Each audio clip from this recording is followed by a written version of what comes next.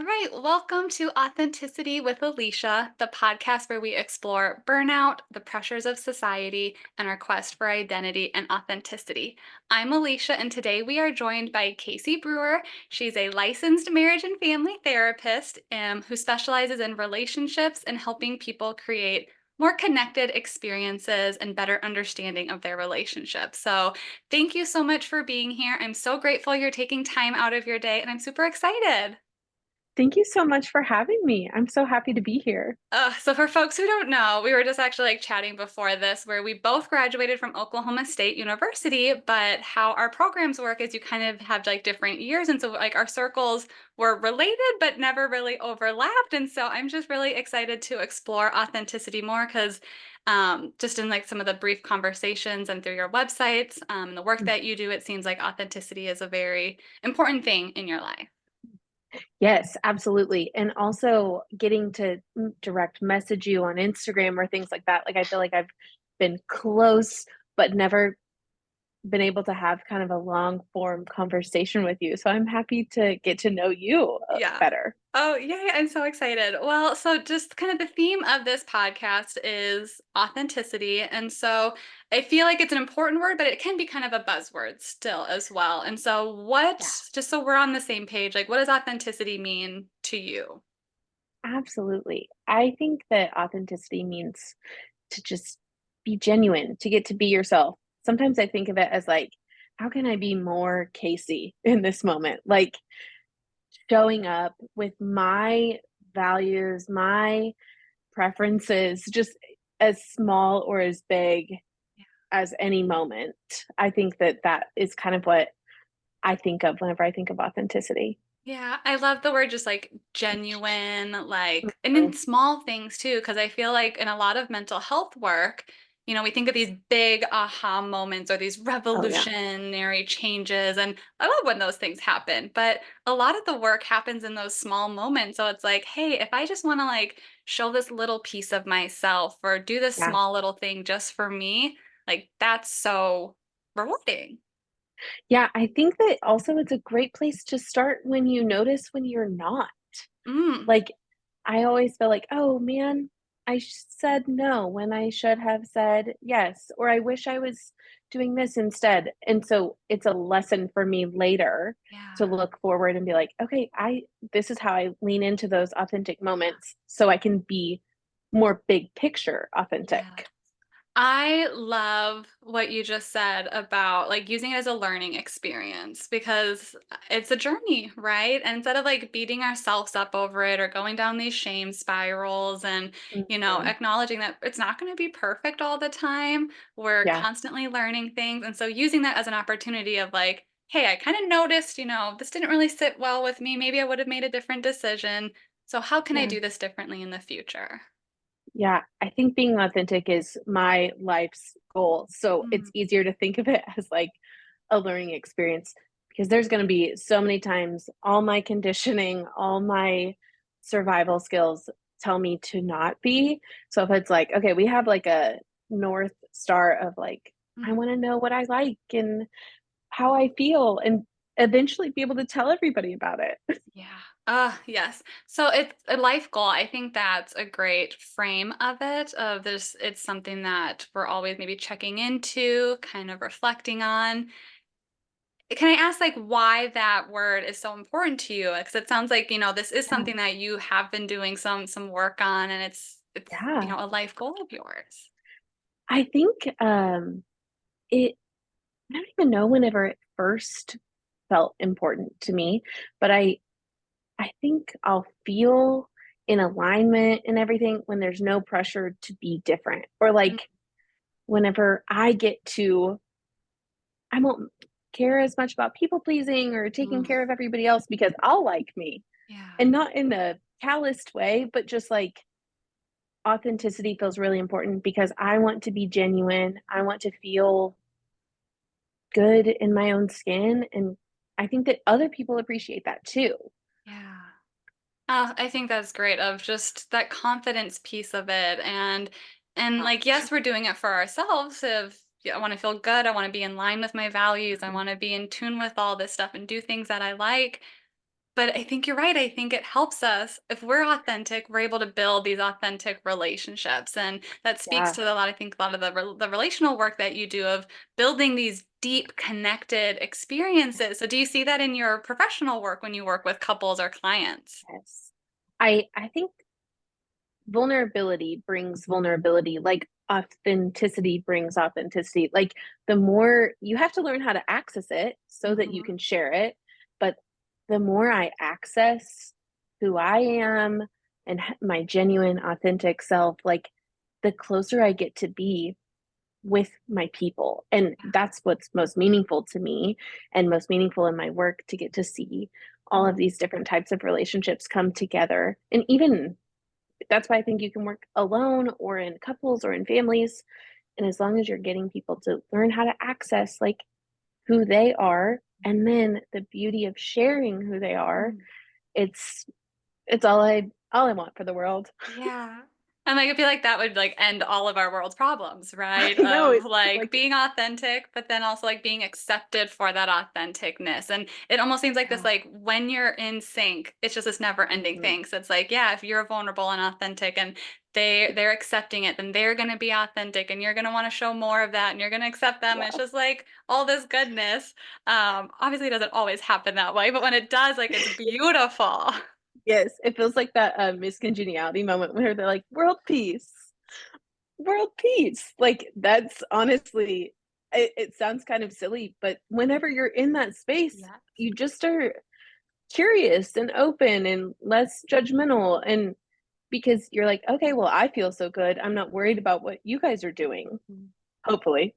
That's Right. that's the dream. Yeah. Yeah, and then, like, because there's not these pressures or we're being weird or whatever, then they get to be their Yeah. authentic selves and just being accepted for that. Yeah, so, I mean, yeah, we're maybe simplifying it a little bit, but, so what do you But think, it's like, fun.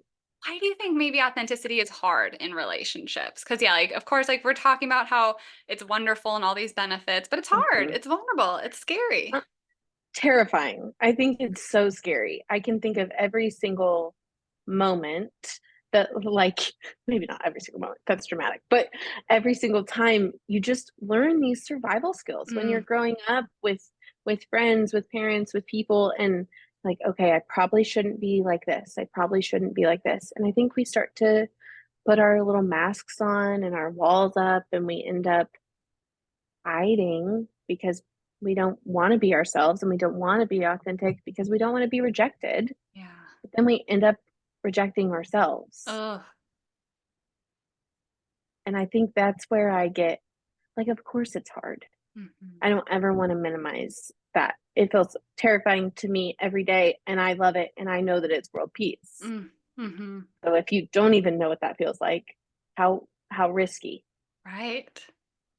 Why Like, would you risk it yeah, like sometimes? you've experienced that authenticity Mhm. in moments, you've experienced that vulnerability, and you know that it's worth pushing through some Yeah. of the discomfort. And so, for someone who's maybe never been modeled that or had those experiences or know what their identity is or what their likes are, their needs, they Yeah. feel that vulnerability and that discomfort, but it's like, "Ooh, like, I'm gonna kinda stay in my safe space, like, I know how to survive Yeah. here. I might not be thriving, but Mhm. I can survive this. I don't know this unknown world that you speak of." Yeah, and I think that I use the word exposed a lot Mm. in like when there are more than just with anyone in the room, not even with more than one person in the room, but vulnerability and like being authentic and risking showing someone your authentic self feels like so exposed. Like every single thing feels so much more tender and painful and whenever you're when you're showing up truly as you are. If you show up with a mask and then you get rejected, it's like, well, they didn't like that mask. I could Mm, use something else. mhm. Like, "Oh, I can fix that, I can change Yeah. that up," but when it's, "Okay, like, this is who I am," and that fear of Mhm. rejection and not being accepted, Yeah, that's a really deeper thing to deal with or yeah, process or go through. absolutely. I think that that's why it makes it so hard because you have to find really safe people who want to know, like in my case, they want to actually know more Casey, not more Casey survival or Yeah. more. more of the ways that I've survived because those are awesome too. I've really figured out how to make it work, but there's this piece underneath where I don't have to have any performance, maybe. Yeah. And I, Yeah. yeah. I think that's a cool point too of like authenticity can change depending on the context too, like not shaming these survival instincts that we have. There might be some situations where we might not be safe or able to express all of these authentic pieces of ourselves. So being able to Hmm. lean on those survival instincts and maybe those old patterns, but having some spaces where you get to be Yeah. fully you, like Hmm. you deserve that. Everyone deserves that.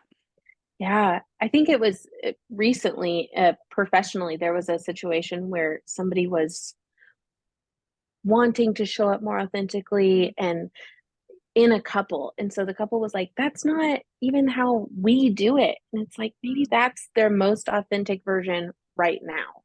So even kind of a spectrum of authenticity of like, whenever I'm not in the safest situation or I'm not the most comfortable, can you kind of recalibrate with Mhm. me to know like I'm not comfortable without all of my skin right now, but I'm comfortable enough to tell you, my safe person, that I need a little armor right now. Is that okay Yeah. for us?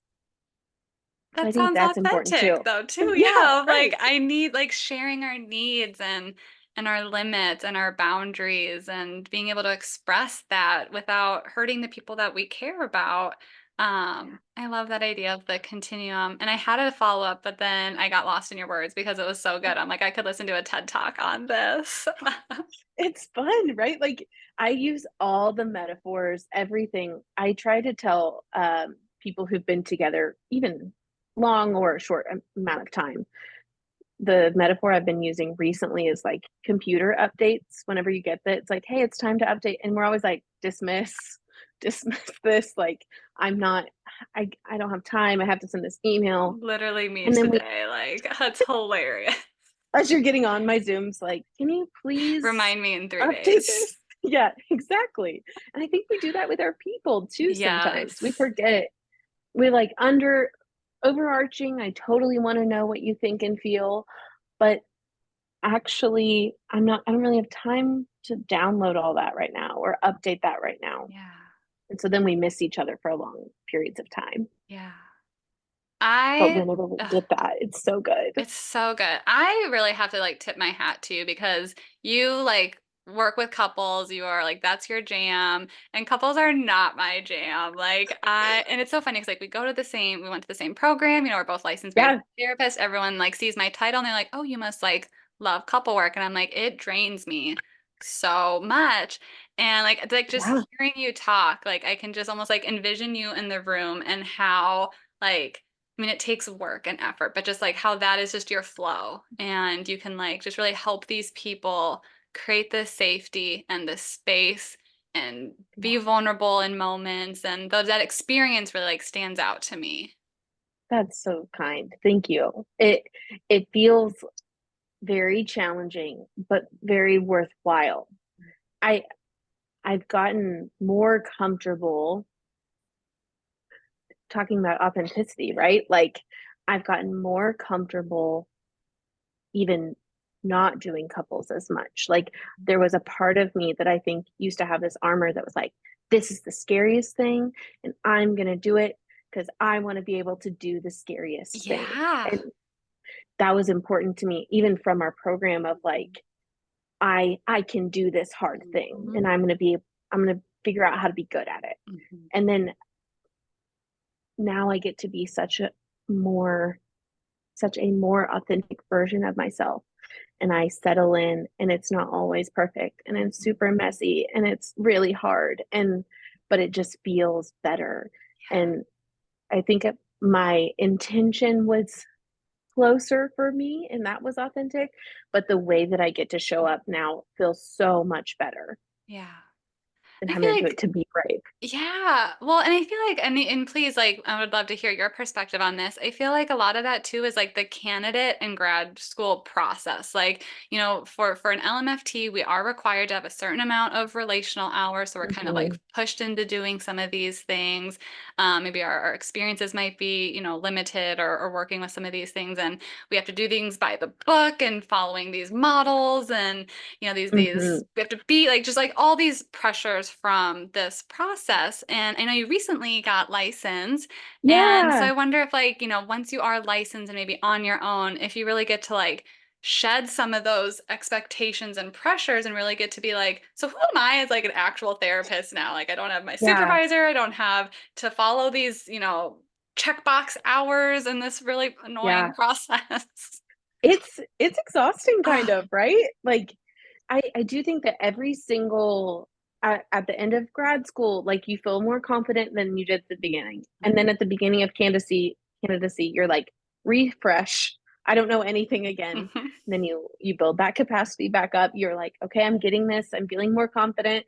And then there was a tinier version, a smaller version, but still a version of that getting licensed. So I Mhm. got licensed in June, and I was like, so I'm just on my own here Yeah. now, but that wasn't true. I have so many wonderful supports in place, so many excellent people who have Yeah. still been wonderful and so kind Oh, in helping me kind of do this. So I haven't felt alone, and that's mhm. very important for me, but it is kind of like floating out to sea a little bit, refreshing, restarting Oh, without as much confidence. yeah. Every step I've had more confidence and felt Mhm. more comfortable, but you kind of lose the same strict structure that there Mhm. was. Mhm. And that's an excellent thing for me. I feel like the possibilities are endless within reason.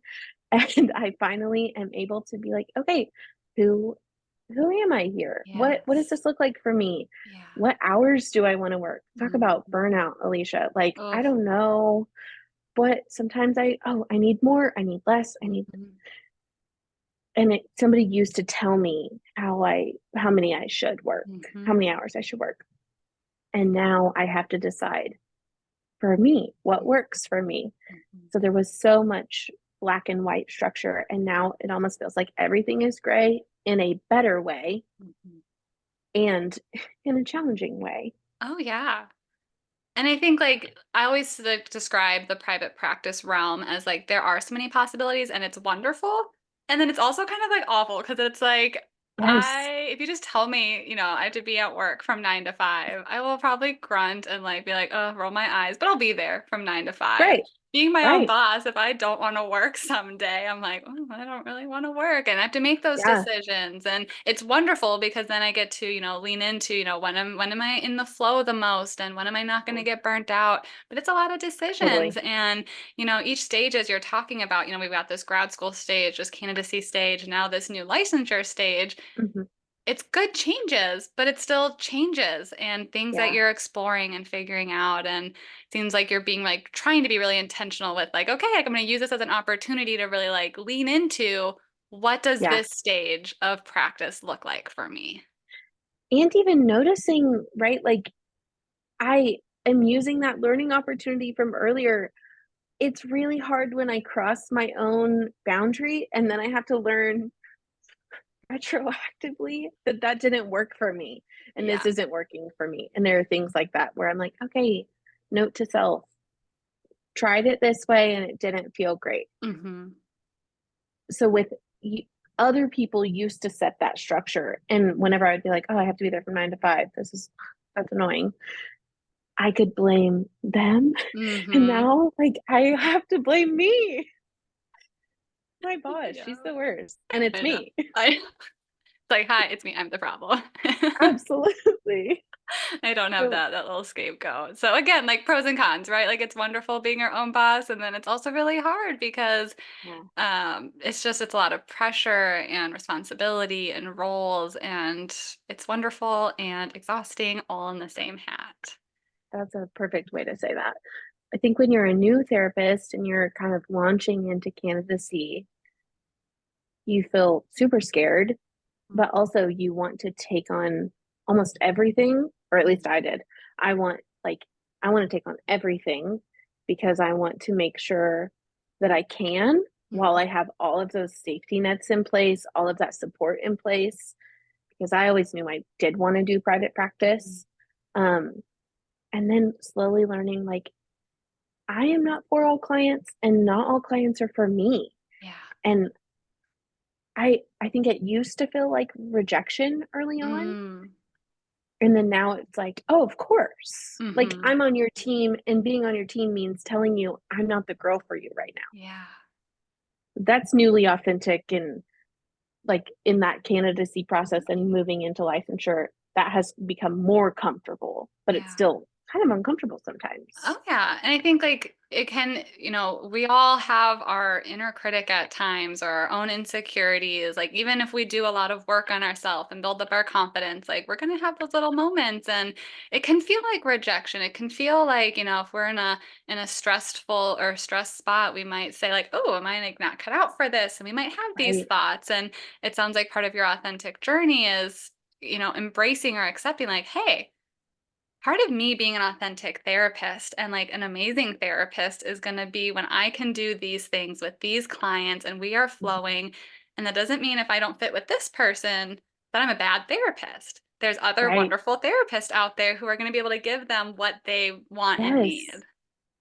Yes, absolutely. Even the first moment where how I was saying I am such a like I want to be a couples girl and I want to Yeah. take all those challenges and I like even though it's hard and messy, it's like I can do it. There was a moment where I had to be like, "Hey, you know what? This couple, this is so challenging and we're going round and round and round. We've been doing this a while and honestly, my the thing that feels best to me is actually to give you some referrals." Mm. And that was such a learning process in itself because I would there was a moment I even feel like in grad school, I'd be like, wait, nobody get divorced. I can change as your therapist. Let me change. Let Yes. me do this for you. I think it's like that whole process where you just feel the stuckness Hmm. and all of that in the room. And I think it was a great lesson for me to notice. I can honestly, I'm going to be servicing you all in the best way that I can to give you some options to try a different route. Yeah. And that felt really good. Yeah. Felt like, yeah. I know. I've definitely like that was an aha moment in my practice too. Cause I feel like, when you are in your own private practice, there might be, pressures for income and this Hmm. fear of, oh my gosh, what if I don't get any clients? And so you might take on people.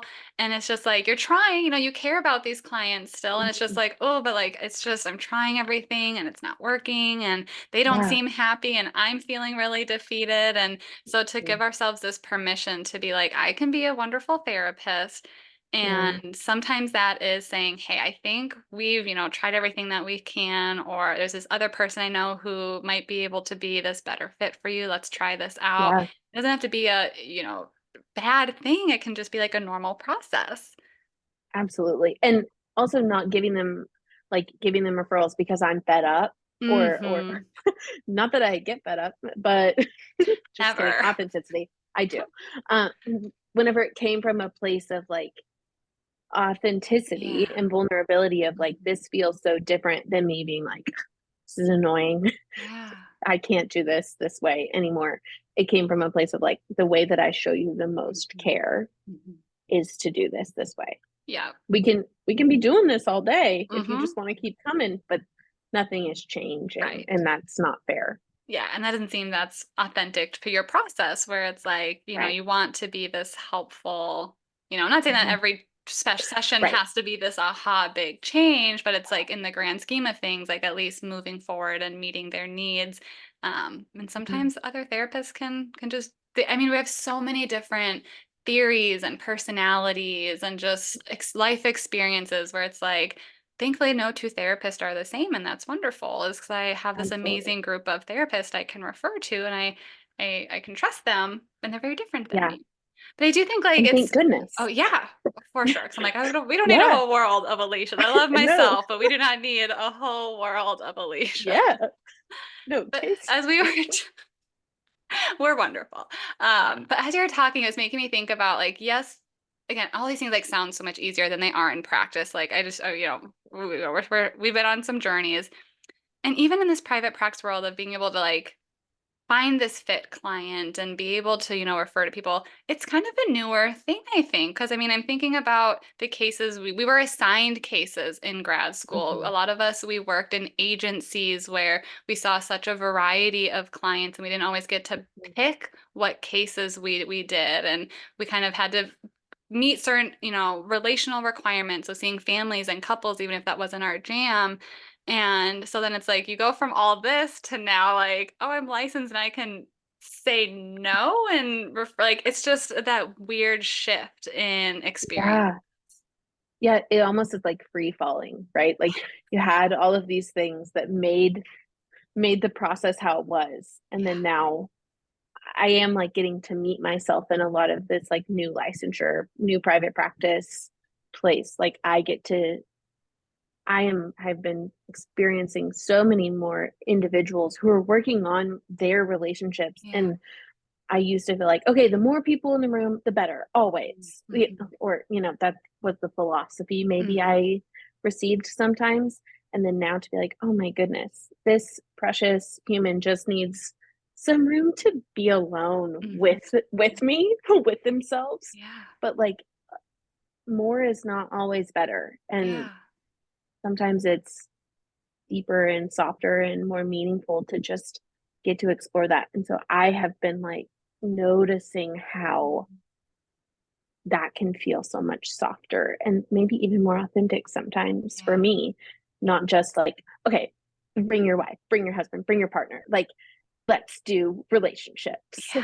And now it's like, okay, wait, everybody, what do we need here? What's going on? Every situation's different. Yeah, of course. I love that. And I think like something that so my partner is a clinical psychologist or got his PhD in clinical psychology. And so something that we talk a lot about is like, even though I don't work with families and relationships, like we're trained in systems theory. And so for folks who don't know that, it just means like even if I'm working with an individual, I'm thinking about their family patterns. I'm thinking about their relationship. I'm thinking about the context, the history, the intergenerational things. We're Mhm. talking about their impact of their behaviors and maybe how they're eliciting things. And so I Yeah, think like even though I'm not a family person or a couples person, and I think like that's probably it sounds like that's similar to how you're processing is even if those people yeah, aren't physically in the room, like your brain is still yes. working in that systems manner. Absolutely. I'm sure you had to do it too, but they'd make you first class, like reenact the Matrix and Yeah. take the red pill or the blue pill, Mhm. whichever one. And so systems thinking just kind of becomes your foreign language, like your Yeah. secondary uh, way to think through everything. And I can't even help but bring it to my accidental Thanksgiving situation, or like the first time you go home in grad school, you're like, what Yeah. is happening? This Yeah. is crazy. And so it's present all the time. And Mhm. it's I think allowing myself permission Mm. to be slower Mhm. and more gentle even with myself. Yeah. Like I don't want to do candidacy as fast as I can or everything is Yeah. as and I sure did try to I'm gonna get done with this, I'm gonna get through this, Mm. but sometimes at the expense of my authenticity. Mhm. So that's not working for me anymore. Yeah. And now you get to kind of figure out, well, what is this pace? What does this look like? Mhm. And again, like that's a wonderful opportunity. And it's also going to come with big decisions and lots of reflections and really looking inwards of yourself of like, well, what does this journey look like? I know like Yeah. something that you talk about is new therapists. And like, you've Yeah. learned a lot on this journey of candidacy and private practice and going on your own. And so, like, do you have advice or just like thoughts of things that you've learned that could maybe help other therapists in this process? Sure. I think it's so much fun to be a new therapist, but also terrifying. Um, I want to be authentic about the process too of like I feel like a baby therapist sometimes and sometimes I'm like I got this. This is going Yes. great. Yeah. And those two thoughts are happen in the same hour Uh-huh. typically, like Uh-huh. pretty closely. I think that sometimes I think you used the word buzzword earlier, Mm. but people say things like you need to have good boundaries, you need to have a good self-care balance, whatever. And that doesn't mean anything to me anymore. Like I almost had to redefine what that means. And I think as a new therapist, you're like using that structure so often to set the boundaries, and that's necessary. Mhm, And also, it's hard to find what works for you mhm, with those buzzwords. Like we said, which how many clients do I want to have? What kind of income? What mhm, does this look like? What boundaries do I have for myself on what time of day I don't feel as burned out as I did last week? Like just figuring through all of that. And I think everything is so new when you're a mhm, therapist or a new therapist that it just feels impossible mm, and overwhelming. mhm. So just pick one, even like Yeah, just start with one thing. You yeah. just want to focus on hours. You just want to focus on giving yourself a lot of grace that Mm, you probably did awesome in that session. And just because you don't feel like you did yeah. doesn't mean it didn't go wonderfully. I think there's so many pieces to update and change that you're going to have those two thoughts of I'm awesome and what am I doing in the same hour. As a new therapist, as a I haven't been like a fully seasoned therapist, but I have to assume it still comes up. I wouldn't Like, say I'm seasoned. I mean, I've been licensed for a couple years and yeah, same session. It'll be like one sentence. I'm like, oh, that was fire. And the next is like, what do you what am know I how to doing? speak, Alicia? So, yep, it Yeah. still happens. I think everybody appears to have it figured out, and the secret is they don't. No one has it figured That's what I would tell new therapists always. And as a new therapist, that's what I remind myself always. It feels like everybody's got this thing or this secret that they know and I don't know yet. out. Mhm. And maybe when I'm licensed, I'm going to know what they know. Mhm. Maybe when I'm halfway through candidacy, I'm going Mhm. to know what they know. Really, everybody's just doing the best they can. Yeah. I think like the big secret is like everyone's like figuring it out. I don't Mhm. think there's ever like this aha moment where it's like, I can check this off my to-do list. I have figured out how to be successful and a great therapist Yeah. and I'm Yeah. done learning. Like, Yeah. nope, I think it's we're figuring it out. We're doing the best we can every day. I think it goes back to all those tiny decisions of where you may have one client where you're like, oh, man, I didn't do this and I wanted to do this. And it's almost too hard. Goes back to that armor thing from earlier. It's too hard to restructure everything for them. I don't want to be confusing. Okay, start with the next client. I make sure I do this way and Yes. keep figuring it out. Yeah. It's a process over and Yeah. over. I love the idea of just like a lot of like permission, it sounds like, of just, giving yourself grace and, lots of self compassion and small baby steps. And yeah, like we're not in a rush. Like starting a practice and figuring out these different stages, like it's confusing, it's overwhelming. And so if you just pick one thing that's kind of your Yeah. goal, then you work on figuring that out. You can always add things down the road. If it doesn't work out, you can go back to that thing and change it. Like, just yeah, maybe, like, slowing it down, not feeling Yeah. pressure to do all the things or have all the things figured out. Just because someone on social media looks like they have it all together, we need to have it all together. And they do, and I want to have it together, right? Like, there was this, I use a lot of pictures, a lot of visuals, a lot of metaphors, and I feel like it was maybe from a therapist that I had as a client or, as in, like, I was their client, or maybe I don't know how it came up, but we always used to talk about the baby started learning to walk and they were wobbly and the baby fell down, would you be like, "Dumb baby, you better get up"? Like, no, you're like, "Oh my gosh, poor baby, like, let's keep walking, come on, Yeah, baby." Like, I have used that silly metaphor, like, visual thought process all that's the time amazing. for new therapy for me. But, I'm like, totally gonna steal that. That is incredible because 'cause you're so right. yeah, I'm not a dumb baby, I No. just am learning. Yeah. And I think, like, I mean, it's oh my gosh, and I know it's like a playful example, but I mean, I used to work with a Yes. lot with like teenagers, and parents would be like, "Oh, like they're freaking out over so and so," and it's Mhm. like, think about toddlers. Like they cry if they don't get a toy because Yeah, in their little worldview, that is the biggest problem that they can have. They haven't yeah, experienced, other things. And so a teenager's going to be the same. And so just like, again, like if we can think of ourselves, we don't know any better yet. Like no. we're literally thrown into this experience. We're doing the best Mhm, that we can. If we fall or mess up, mhm. like we're just Yeah. learning. Yes, at the beginning of the pandemic, I think it Brene Brown had her podcast where she talks about FFTs, which are like frightening first times or an explicit F first time, whichever you prefer. Um, and like I use that all the time. A first time is always scary. Yeah. It's scary because it's your first time. Think about Yeah. the first time you were in a car and you drove, or the first time you were in a room with a client, or it's terrifying, and it's Mhm. supposed to be because you haven't done it before. Mhm. You don't know how to express this. It's all new. Mhm. So, I think trying to give yourself so much permission, so much grace is always important to me. That is just like cosign. I love all of that. Um, any other just like so things about the field in general that you think like how authenticity impacts this field, whether it's a therapist or just mental health in general? I think like having the structure that we talked about earlier from like candidacy, our boards, our governing bodies, it's so important. And I wouldn't ever be like, we don't need that, because we do need that. We need regulations, we need protection for our clients and our people who are vulnerable and don't know what they're supposed to be getting from therapy.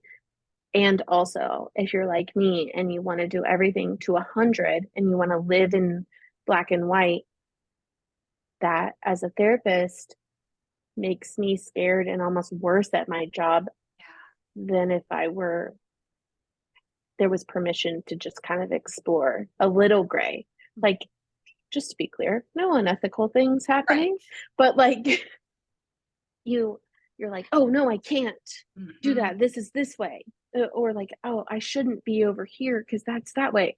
And I think whenever you're like, "Oh, that's this is a comfortable boundary for me to, if somebody wants to ask me about myself," and I'm like, absolutely. Why is it important for you to know that? And we like I can be more client centered Mhm. and not feel so scary of like this big bad human who's or body or whatever who's just kind of come and like take it all away. If I'm Mhm. practicing from like that scarcity place or that fearful place, I'm not as good of a therapist for my Mhm. clients. Mhm. I think I don't know if like, in your circles of therapists if you've seen that, but like I'm seeing a big shift in the field with embracing more of this authenticity and I think a lot of it comes from, the therapy world and the mental health world stems from like the medical model. So it very Hmm. much followed, what doctors did and what psychiatrists did. And, those were a lot, for most people, they were shorter, quicker, like less frequent type things. So you didn't necessarily like Hmm. I don't need to know my PCPs, really anything. Like I go in there once a Right. year and see her maybe like 10 minutes and I'm like, okay, cool. I'll see you in another year. Hopefully, Yeah. like I don't want anything to go wild. Right. Yeah. We're those relationships are different with our therapist. A lot of us we're seeing that, clients, or if we're seeing a therapist, we're going weekly or at least like twice a Totally. month. And we're talking about sometimes things that like we've never told anyone else before and Right. experiencing a lot of these vulnerabilities for the first time. So it's like sometimes like people want to know random things about the therapist and Yes. we're taught like oh it'd be robots and these blank slates and Yeah. they're projecting things if they want to know and it's like sometimes people just want to know and giving Right. ourselves permission to like I just got married a couple months ago and someone's like is Yeah. it okay if I see a wedding photo and I'm like yes like I'm not going to Absolutely. spend 30 minutes talking about my wedding with you but if you want to Right. like 30 seconds do a quick check-in. Yeah. Yes, we can do that, and I'm not unethical Yes. or break any Right. laws for doing Right. that. Well, and how close your client feels to you in that moment. And then it's like, oh, this is what happened in my marriage. Like, it's honestly typically a doorway because that vulnerability brings vulnerability. Yep.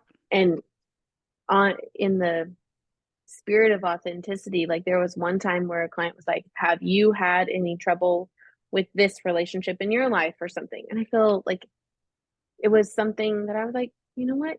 Yeah, Mhm. totally. I get that. And it almost was like permission that they weren't alone, Yes. or like you can just be with somebody in Right. that space in with your authenticity without it feeling weird or unethical. And Yeah. also, I go to therapy Yep. and I want to know about my therapist's wedding pictures. Like, Yeah. I would want to know. Like, and then even if it's like, wow, did you have fun? Was it good? I'm so glad. And this is what happened. Like, I feel Yeah. okay. I Yeah. want to know them. It's Yeah. a relationship. For sure. No, I've done the same thing. And I think like this is where, you have to figure out where your own boundaries are. But I think a lot of times, like with my clients, they have a lot of shame and guilt over the things that they experience. Mhm. They're a lot of like high perfectionists, high achieving folks. And so like even just like saying like, oh, hey, like there's this thing, like they think that they are crazy. And I don't use that word, but that's what their voice is Yeah. saying to themselves. Absolutely. And so to be able to just for like 30 seconds be like, oh yeah, like I've had similar thoughts. I've had, that experience Yeah. before. I'm not turning the whole session into, let me tell No. you, explicit thoughts Hmm. and, all this stuff, but just a quick little, like I said, like you're opening that door, you're being vulnerable, Hmm. and they can be like, oh, I'm not alone. Oh, I Yeah. can let this wall down and not be judged or shamed. And then you get to create this beautiful experience and probably have a really successful session over that. Yeah.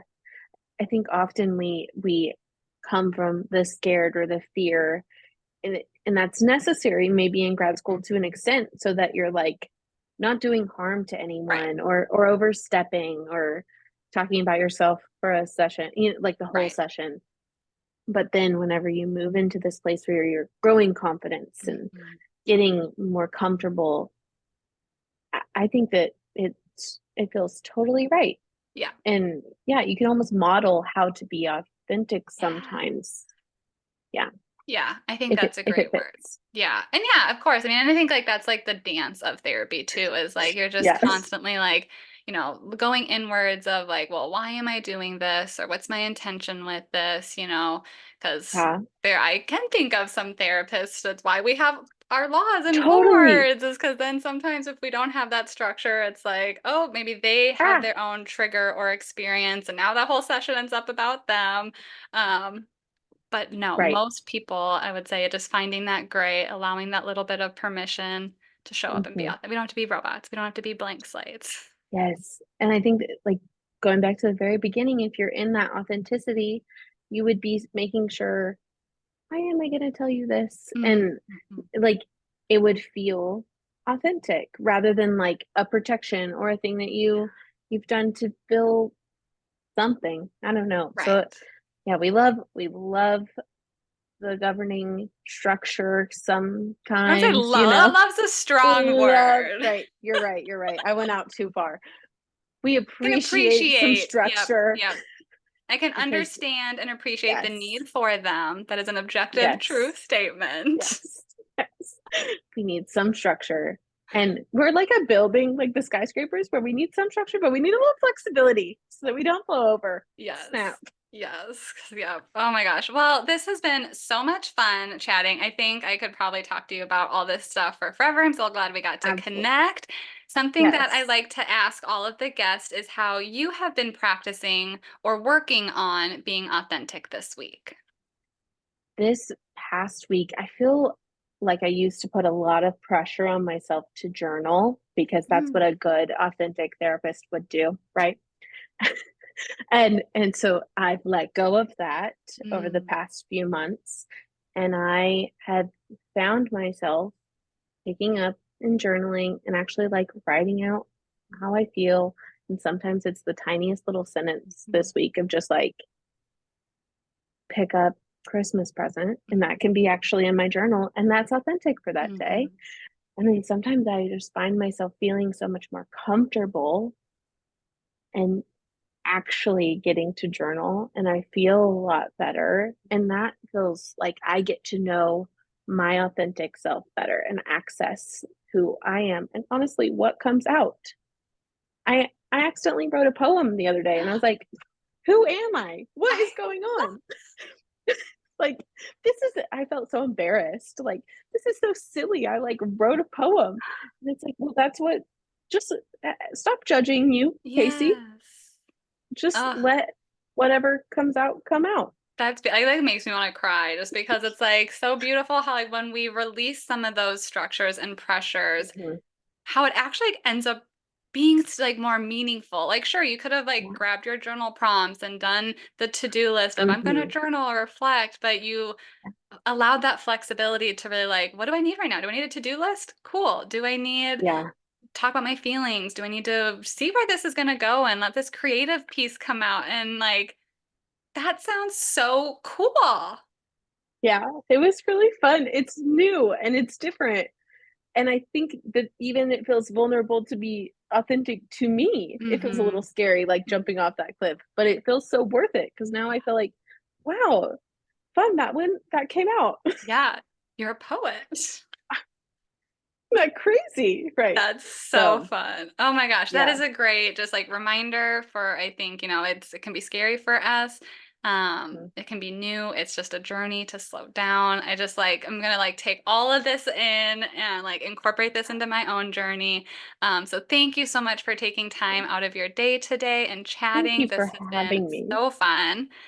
Oh, Um, thank you so much. It's such a pleasure to get to know you and get to be with you in this space. I appreciate it so oh, much. yes. All right. Well, folks, until next time, take care of yourselves and each other, and remember that the world needs the real you. So let's start exploring that authenticity together.